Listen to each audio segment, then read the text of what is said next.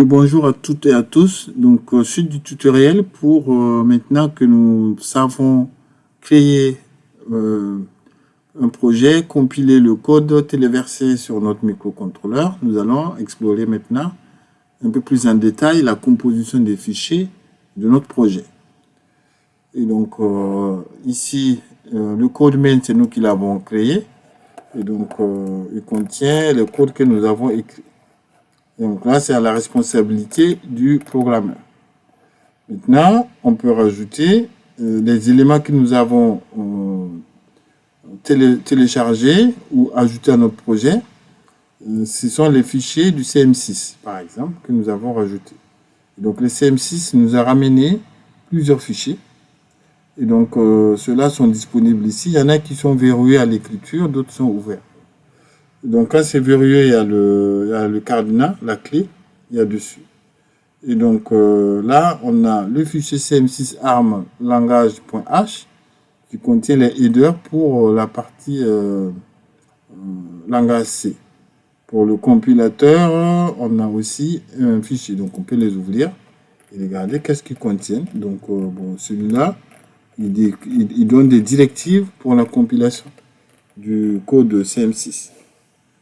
Donc, on avait coché core. Donc, le core, il apparaît ici. Donc, il a son fichier d'en-tête, core CM3.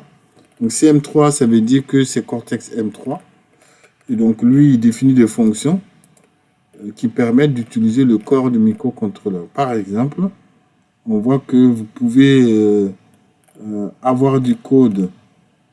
Donc, le plus simple, ici, nous pouvons accéder aux bits de statut du CPU. Et donc, quand il y a les bits de statut, donc ce sont les drapeaux de statut du CPU lorsqu'il travaille. Donc, quand il fait un calcul et que le résultat vaut 0, il y a un flag Z qui est mis à 1. Si le résultat est négatif, il y a un flag qui est passé, qui passe à 1. Donc, ces flags sont disponibles d'accès. Et dans ce cas-là, vous avez cette structure qui permet d'accéder aux différents drapeaux du cœur. Donc ça, c'est vraiment très, très nouveau parce que dans la plupart des microcontrôleurs, certains qui n'utilisent pas le cœur ARM, nous n'avons pas accès directement à les valeurs des drapeaux du CPU. Donc, parce que là, c'est vraiment très, très bas niveau, mais accessible à C. Donc, ça, c'est quelque chose de très intéressant. Donc, la plupart des registres du CPU, donc du cœur, sont accessibles à C. C'est la nouveauté. Et donc, vraiment, c'est la puissance du Cortex M3 en termes de finesse. Et donc, on n'a pas besoin de travailler en assembleur pour accéder donc à ces éléments. Dans certains microcontrôleurs, pour atteindre ce niveau d'accès, il faudrait passer en assembleur, ce qui n'est pas le cas du Cortex M3. Donc, je pense qu'il a été créé pour ça. Et donc, du coup, vous avez aussi... Donc, tous les registres spéciaux sont disponibles avec leur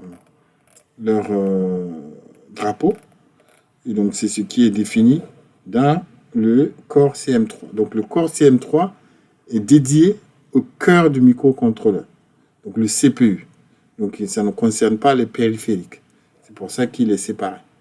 Si vous voulez voir les éléments qui concernent le CPU, les périphériques, dans ce cas, c'est le système STM3210X qui contient les éléments du CPU. Donc, on peut l'ouvrir.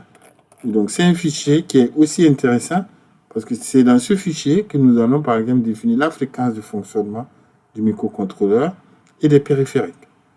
Donc, ce fichier peut se modifier, mais bon, je vous conseille dans un premier temps de ne pas le modifier. Parce que si vous voulez le modifier, ça va vous prendre beaucoup de temps. Et que ça nécessite vraiment une connaissance fine du système de microcontrôleur.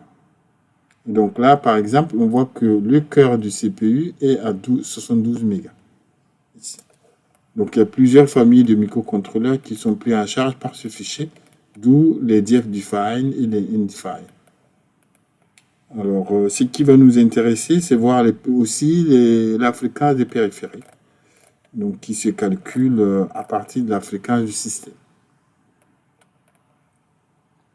Alors, il y a un fichier une fonction qui est importante qui est dans ce fichier, ça s'appelle system_init. C'est une fonction qui est appelée, donc on va le voir par le startup file.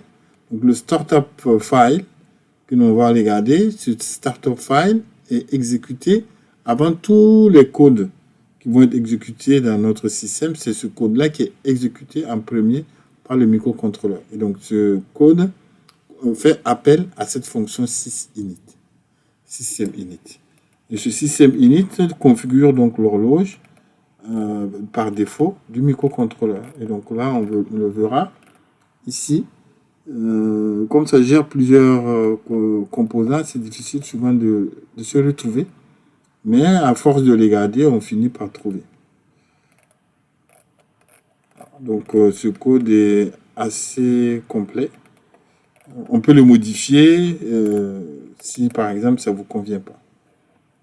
Et le dernier fichier que nous allons voir, c'est le startup.as, donc c'est un assembleur. Donc comme je disais, vous voyez, le système init est appelé par le mot-clé import. Et à l'intérieur, il y a la définition des différents vecteurs d'interruption qui peuvent être utiles. Ce fichier est configurable avec une interface graphique, comme ici. Donc c'est vraiment minimal, mais on peut configurer la taille de la pile.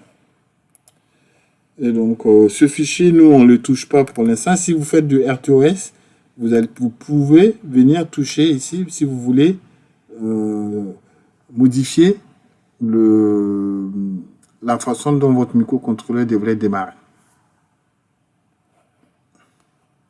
Et donc, c'est avec M. Bras que vous allez voir cette partie. Vous allez rentrer en détail de ce code de startup. Donc, c'est tout pour l'analyse des fichiers.